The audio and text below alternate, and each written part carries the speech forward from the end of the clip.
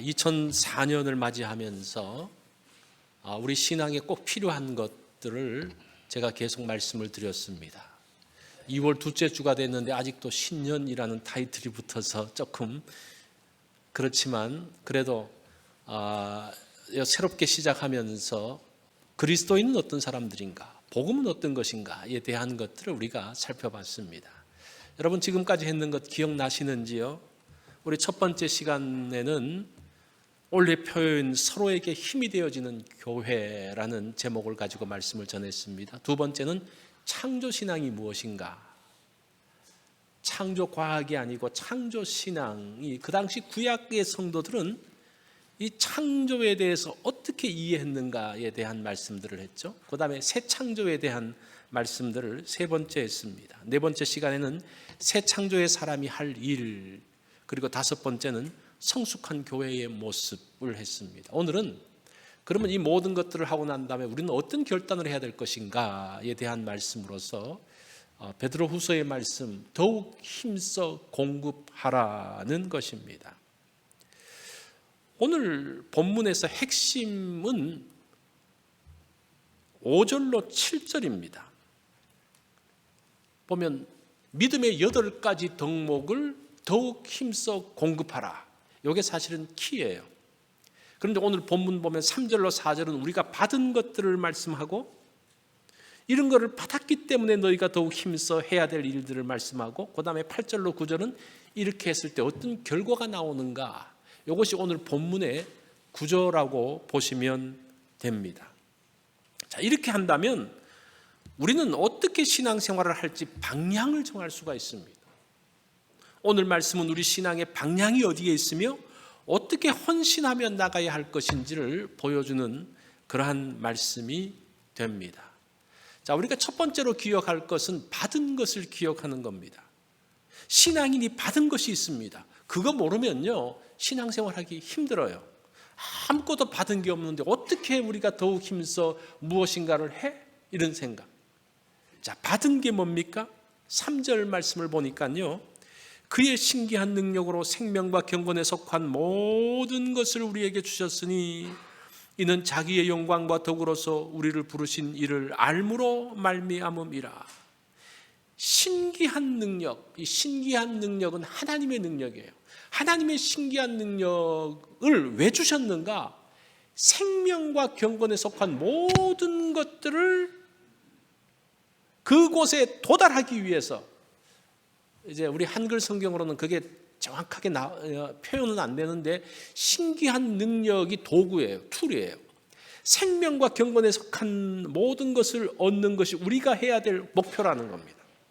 그것을 받아서 나아가는 것을 이야기합니다.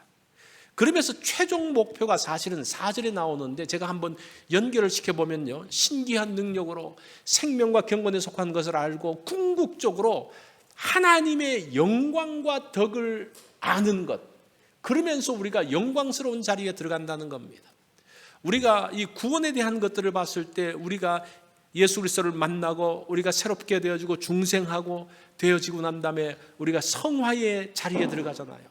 생명과 경건에 속한 것을 안다는 것은 성화의 단계라고 말할 수 있고, 마지막에 하나님의 영광과 덕을 아는 것은 영화, 영광스러운 자리에 들어가는 것으로 우리가 생각을 할 수가 있습니다. 그게 지금 베드로 사도가 우리에게 주시는 말씀입니다.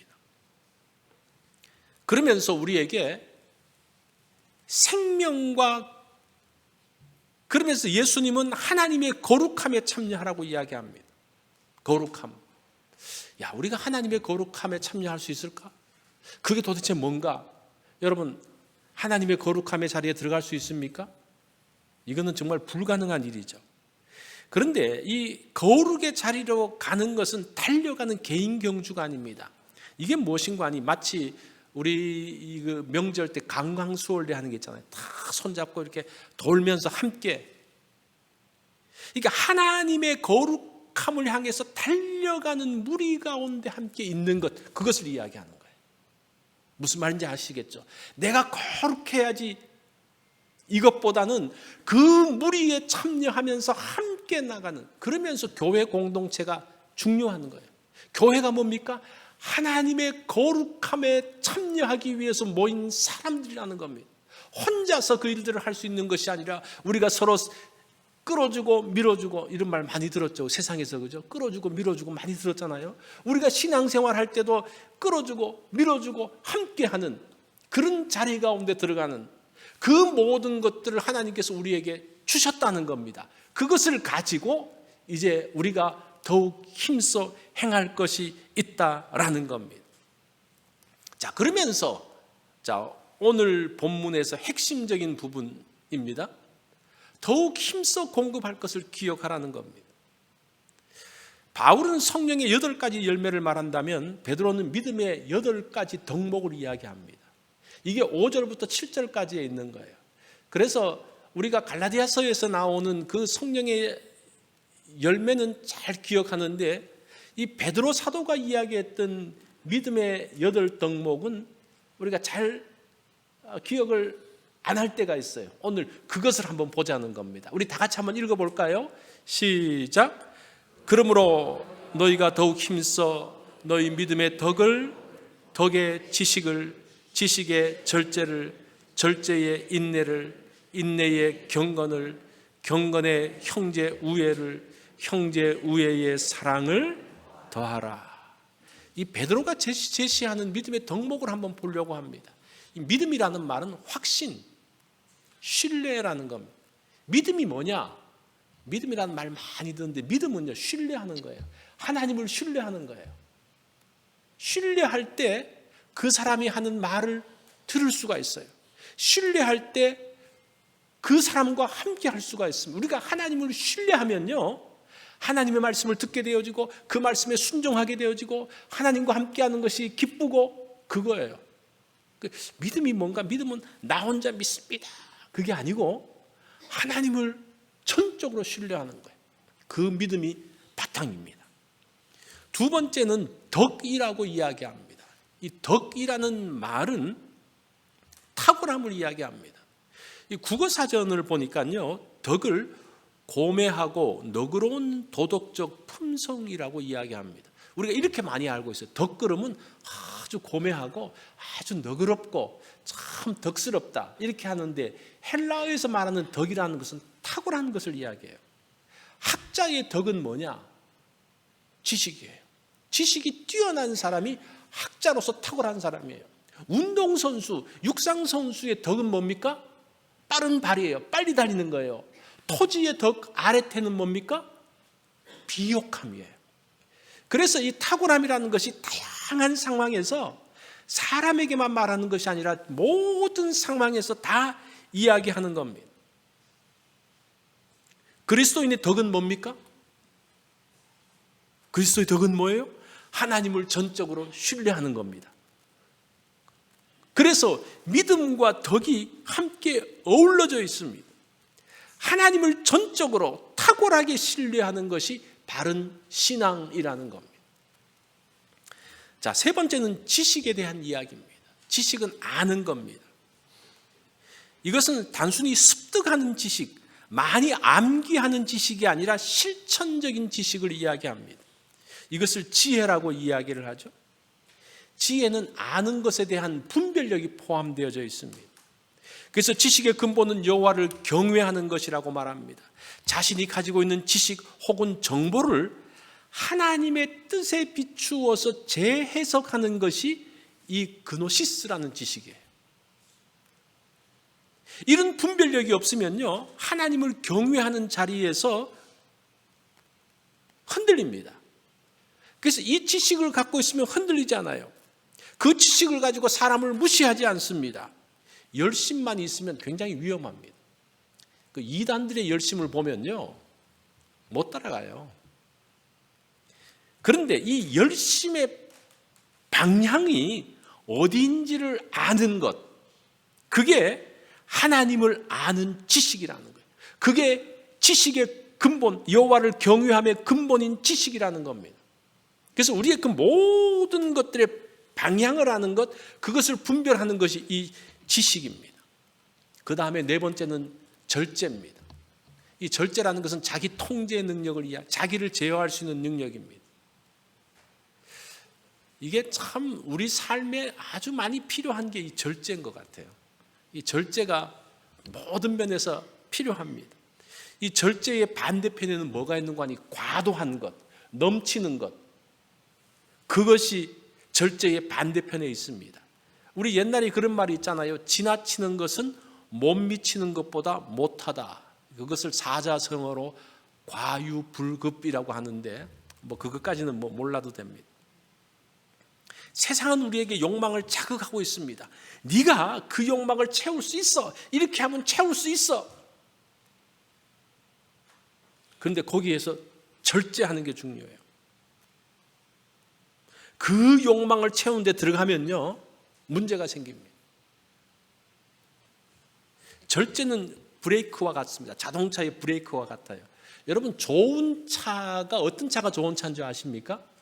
뭐 장식이 화려하고 뭐 여러 가지 좋은 그 기능들이 있는 차보다 차가 좋다라고 했을 때 가장 먼저 따지는 것이 그 브레이크 시스템이 어떤가를 가장 먼저 따져요. 그래야지 사고가 안 나잖아요.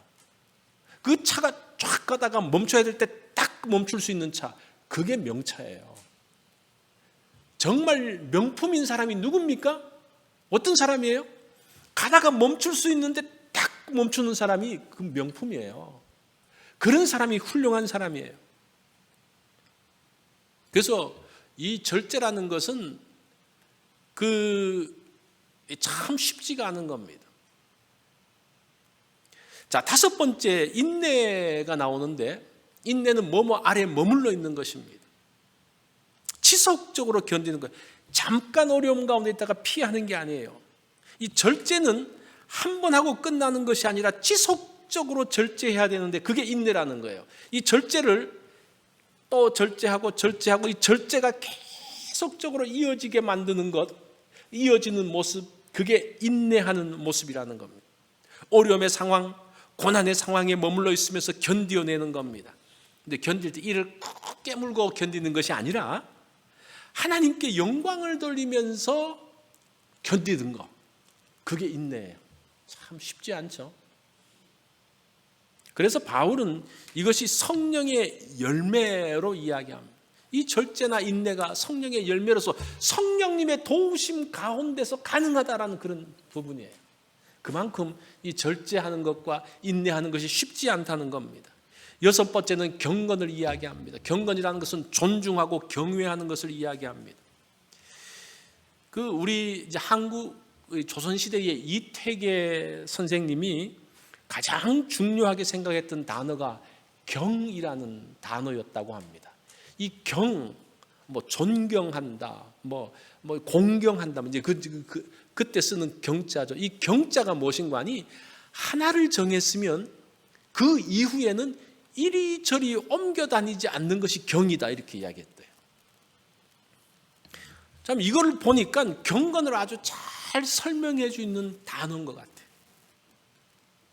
선택 하나가 뭡니까? 하나님을 선택하는 거예요. 하나님을 마음에 두고 난 다음에 상황에 따라서 이리저리 옮겨 다니지 않는 것이 경건입니다. 때에 따라서, 필요에 따라서 이렇게 했다 저렇게 했다, 하나님 잠깐 좀 계십시오, 눈 감고 계십시오, 이게 경건이 아니라는 겁니다. 늘 하나님이 보시는 가운데 늘 하나님을 선택하고 나가는 것이 경건의 모습입니다. 일곱 번째는 형제 우애입니다. 형제 우애는 형제인데 형제처럼 생각하는 거예요. 경건이 하나에 고정되는 거라면 형제 우애는 함께 하는 겁니다. 그래서 이 둘 사이에 조화를 만들어야 되는 겁니다. 그죠? 하나만, 그러면서 형제 우애 가운데서는 하나님은 하나만, 하나님을 사랑하는 부분에서는 오로지 하나만, 형제 사랑, 이웃 사랑에서는 함께, 이런 개념의 조화가 경건과 형제 우애 사이에 만들어지고 있는 것을 보게 됩니다. 이 형제를 보면요, 똑같습니까? 다릅니까? 달라요. 생각도 다르고 말하는 방식도 다르고 정치 성향도 달라요. 이렇게 다르면요, 함께 하지 못합니다. 그런데 이런 사람도 완전히 다르고 생각이 다르고 방향이 다른 사람도 함께 할 수 있는 것이 형제이기 때문에 그래요. 모든 차이와 방식과 생각을 뛰어넘는 것, 그것이 형제 우애라는 겁니다. 우리 교회에 있는 그 구성원들이 생각이 다 똑같아서 우리가 이렇게 모여 있습니까? 생각이 다 다르죠. 일하는 방식이 다르죠. 그것 때문에 마찰이 있을 수 있죠. 정치 성향도 다 다르잖아요. 그래서 교회에서 정치 이야기 하지 마십시오. 다 다른 게 올라오면, 하나님보다 다른 엉뚱한 것들이 올라오면 안 돼요. 그럼에도 불구하고, 그 사람이 나하고 다름에도 불구하고 왜 같이 합니까? 형제이기 때문에, 그리스도 안에서 한 형제이기 때문에 같이 있는 거예요. 피는 물보다 진하다고 이야기하지 않습니까? 일반적인 우애보다 형제 우애가 훨씬 더 강합니다. 형제이기 때문에 이해하려고 노력을 해요. 받아주려고 노력을 합니다. 이 형제는 함께 있는 밥상 공동체, 같이 밥 먹는 사람들이에요. 이 밥상 공동체가 얼마나 중요한지 모릅니다. 형제끼리는 싸울까요? 안 싸울까요? 싸우죠. 싸울 때 무섭게 싸워요. 아마 다른 사람하고 그렇게 싸우면 영원히 안 볼 거예요. 형제들끼리도 무섭게 싸웁니다. 그런데 싸우다가도 밥 먹을 때는 다 둘러 앉아 밥 먹어요. 같이 한 상에 둘러 앉아서 낄낄 웃으면서 밥 먹어요. 조금 전에 싸웠다가 또 이게 형제예요. 이게 그것처럼, 그게 사실은 형제 우애를 통해서 사실 이웃을 사랑하는 모습들이 어떤 것인지를 좀 더 그림으로 보여주고 있는 겁니다. 자, 형제 우애. 마지막은 사랑이라고 이야기합니다. 이건 아가페를 이야기하는데 희생적인 사랑입니다. 헌신적인 사랑입니다. 이것이 하나님의 사랑입니다. 세상에 이런 사랑이 있는가? 있는 것 같아요. 부모님의 사랑이 그런 사랑인 것 같아요. 자신이 희생하는 것을 힘들어하지 않습니다. 오히려 기쁘게 생각하고 자녀를 위해서 내가 헌신하고 내가 희생하는 거 오히려 보람으로 생각을 해요. 그 모든 것들을, 중요한 것들을 다 내어놓을 수가 있어요. 부모 자식이 아니었으면 벌써 포기하는 관계들이 있었을 거예요. 진작 끊었지, 저거 자식만 아니었다면 그런 생각들을 하잖아요. 이게 참 하나님께서 하나님의 사랑을 조금이라도 이해할 수 있는 그 장치를 어디에 두셨는가 하니 부모와 자식의 관계 가운데서, 이 사랑 가운데서 두셨는 것 같아요.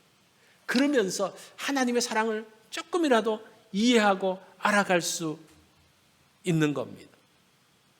어느 날 한 사람이 마더 테레사를 찾아왔습니다. 이런 이야기를 합니다. 아이들이 8명이나 되는 가정이 있는데 이 사람들은 너무나 가난해서 며칠 동안 밥을 먹지 못했습니다. 그래서 함께 그 사람을 찾아갔습니다. 아이를 보니까 영양실조로 빨짝 말라 있었습니다. 그러나 그들의 얼굴에는 슬픔이나 불행 같은 건 없었습니다. 단지 배고픔의 고통만 있을 뿐이었습니다. 그래서 마더 테레사가 그 집 어머니에게 쌀을 주었습니다. 그러니까 이 어머니가 쌀을 받자마자 둘로 딱 나누더니만 절반을 가지고 밖으로 나가는 거예요.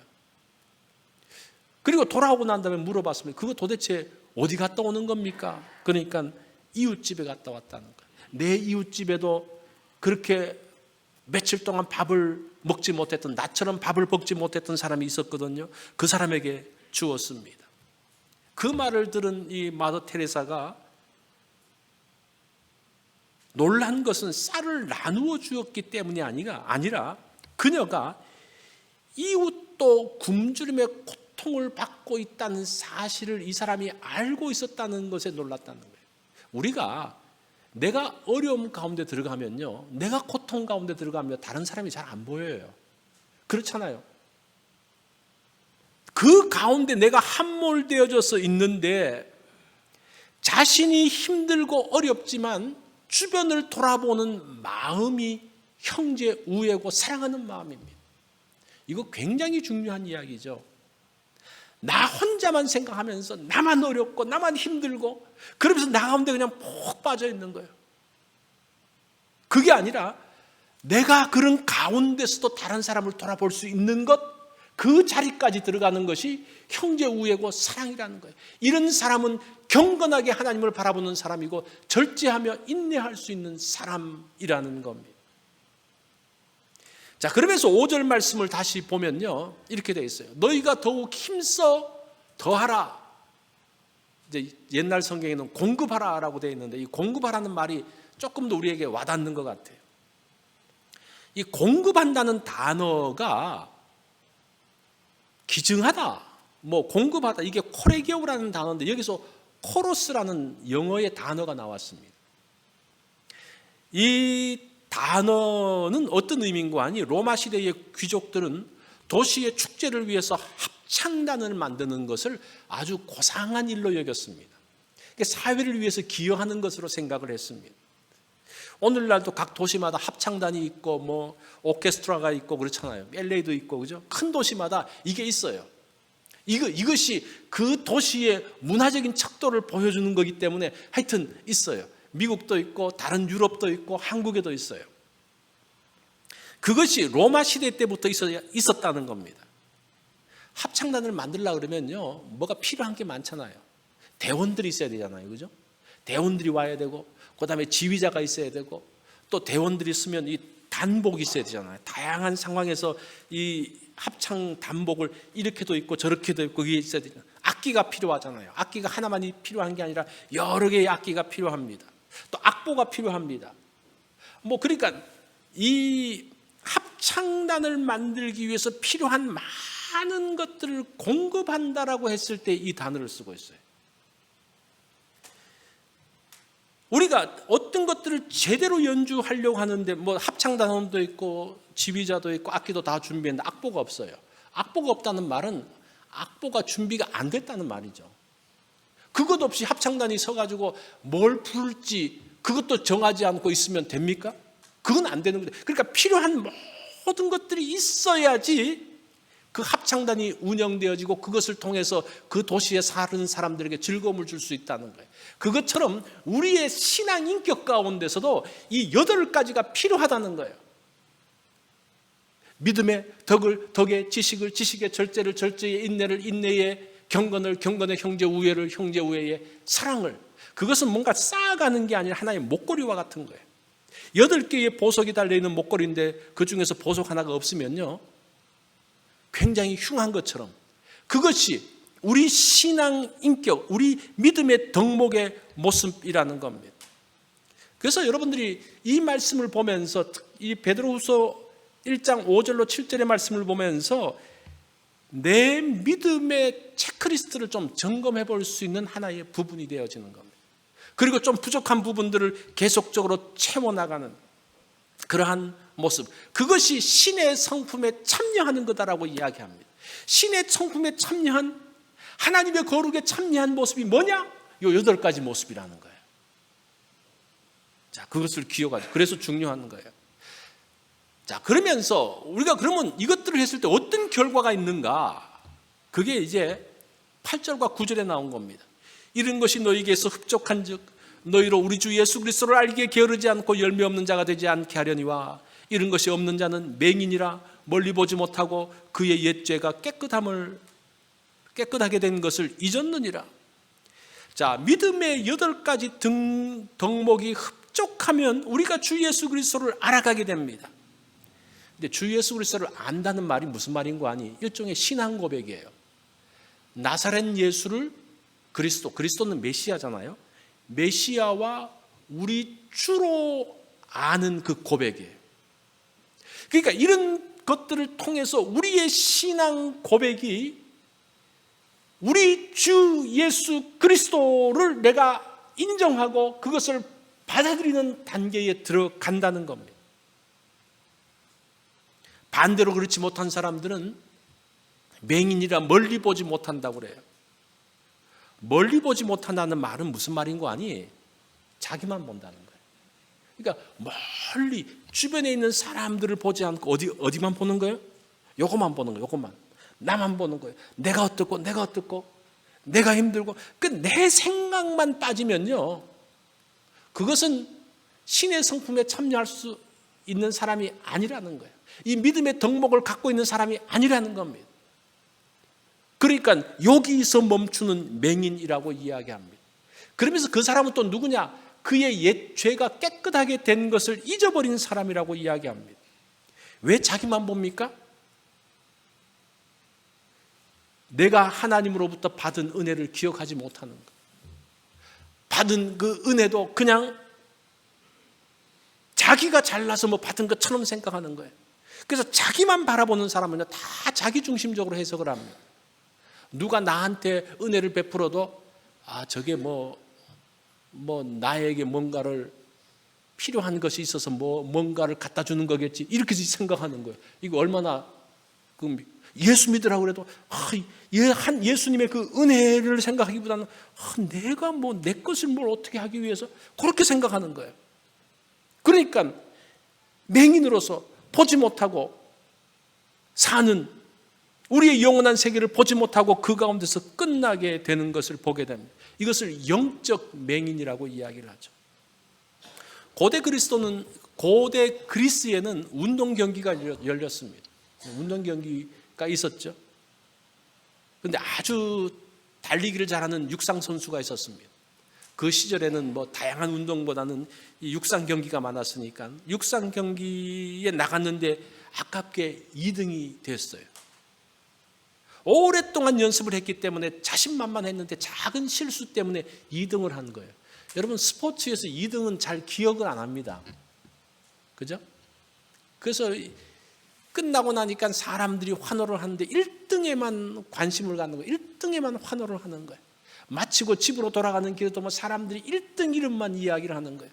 얼마 있다가 보니까요, 그 우승한 사람의 동상을 대리석으로 동상을 만들었습니다. 그러니까 이 사람이 너무나 억울한 거예요.